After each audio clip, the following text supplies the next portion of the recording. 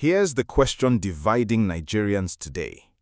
If President Bola Tinubu contested the 2023 election and submitted his documents to INEC, why is his educational information suddenly causing controversy in 2027? Did INEC only notice it now, or was the same information already there in 2023 and simply ignored? Today, we're comparing the facts, the law, and what this latest controversy could mean. In Nigerian politics, timing is everything. One document released by the Independent National Electoral Commission, or INEC, has thrown the country's political conversation into overdrive. President Bola Ahmed Tinubu's 2027 nomination form is making headlines because it lists his Bachelor of Science degree but leaves the primary and secondary school sections blank. Opposition figures immediately seized on it. Social media exploded with memes. Supporters argued nothing was wrong. This isn't new. Available reports comparing Tinubu's 2023 and 2027 filings indicate that the education entries are substantially the same. So the real question isn't, why did Tinubu submit this? It's, why has the exact same issue suddenly become one of the biggest political controversies of the 2027 election? Let's break down the facts. What started the controversy? Every presidential election cycle, INEC publishes the nomination documents submitted by candidates. The purpose is straightforward. Nigerians can inspect the document, and if anyone believes a candidate has made a false declaration, the law provides a window to challenge it in court. This year, after the publication of the EC9 forms, attention quickly turned to President Bola Tinubu's 2027 educational qualifications. His form lists a Bachelor of Science degree from Chicago State University along with supporting documents such as his NYSC certificate. However, the fields for primary and secondary school qualifications are blank. That single detail immediately became the focus of political debate. Opposition voices questioned how someone could list a university degree while leaving earlier education fields blank. Supporters responded that the Constitution does not require a presidential candidate to list every school attended, but only to possess at least the minimum educational qualification required by law. Within hours, the debate had spread across television, newspapers, X, Facebook, TikTok, and WhatsApp.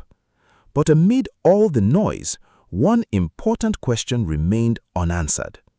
Was this actually new? Here's where the story becomes much more interesting. Several media organizations reviewed Tinubu's 2023 nomination documents alongside the newly released 2027 filing. Their conclusion? The education entries are substantially the same. In both election cycles, the Chicago State University degree is listed. Supporting university-related documents are attached. The primary and secondary education fields are not completed in the summary section. In other words, this isn't a brand new discovery. The same issue was already part of public discussion during the 2023 election. That changes the entire conversation. Instead of asking whether INEC just discovered something, a better question becomes, why has this become such a dominant issue now? What exactly does INEC do?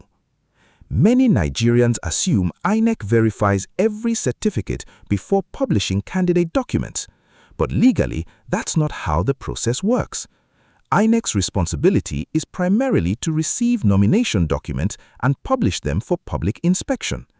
The Commission does not issue a public verdict declaring every document genuine before the election. Instead, the Electoral Act allows political parties, candidates, or other eligible persons to challenge declarations they believe are false through the courts. That distinction matters, because simply publishing a document does not mean INEC is certifying every detail. Likewise, publishing a document does not automatically mean any candidate has done anything wrong. The legal process exists precisely because disputes over candidate qualifications are ultimately resolved in court, not through social media debates. Part 4. So why is it trending again? If the information is largely the same as in 2023, why has it become one of the first major controversies of the 2027 campaign? Several factors may explain it. First, politics is entering a new election season. Every document is now being examined far more closely than it would be between elections. Second, opposition parties are searching for issues capable of shaping the national conversation before campaigns reach full speed. Third, social media is far more influential today than it was just a few years ago. A screenshot can travel across millions of phones in minutes.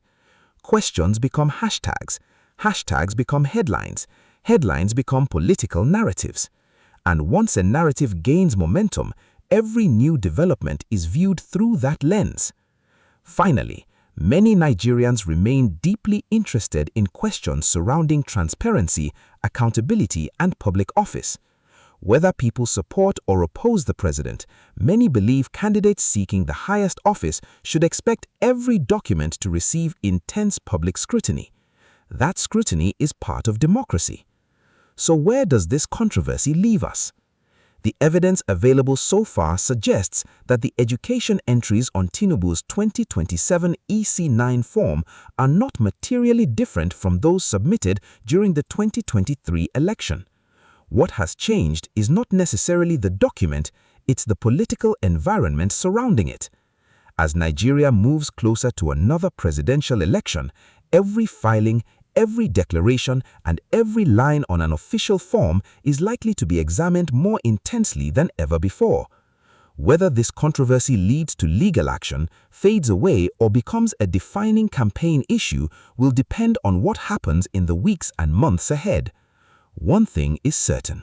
The race for 2027 has already begun, not only on campaign stages, but also in courtrooms, on television, and across social media. Now we want to hear from you.